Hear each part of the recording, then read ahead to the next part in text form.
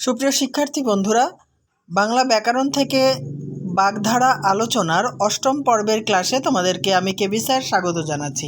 এর আগে 7টি পর্বে বিভক্ত করে আমি বাগধারা থেকে বিভিন্ন গুরুত্বপূর্ণ বিষয়গুলি আলোচনা করে দিয়েছি। ওইগুলি যদি না দেখে থাকো অবশ্যই আমার চ্যানেলের প্লেলিস্ট থেকে দেখে নেবে। চলো অষ্টম পর্বের এই আলোচনাটি দেখে নেওয়া যাক। দেখো, প্রতিটা পর্বে আমি 25টি করে বাগধারা আলোচনা করেছি।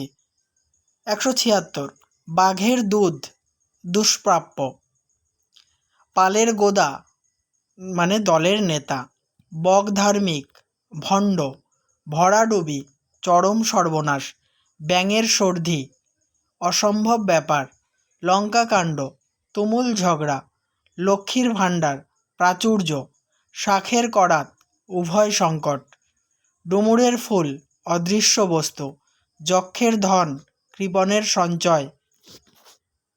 নেক্সট, ঠোঁট কাটা স্পষ্ট বক্তা, মশা মারতে কামান দাগা সামান্য কাজের জন্য ব্যাপক আয়োজন, হরিহর আত্মা গভীর বন্ধুত্ব, সাপে নেউলে চিরশত্রুতা, চোখে সর্ষে ফুল দেখা দিশেহারা, সাক্ষী গোপাল অকর্মা দর্শক, ষোলকলা পূর্ণ মানে পরিপূর্ণ বা সম্পূর্ণ, হিতে বিপরীত ভালো করতে মন্দ করা, রাহুর দশা অত্যন্ত খারাপ সময় বা দুঃসময়, বিনা মেঘে বজ্রপাত হঠাৎ বিপদ।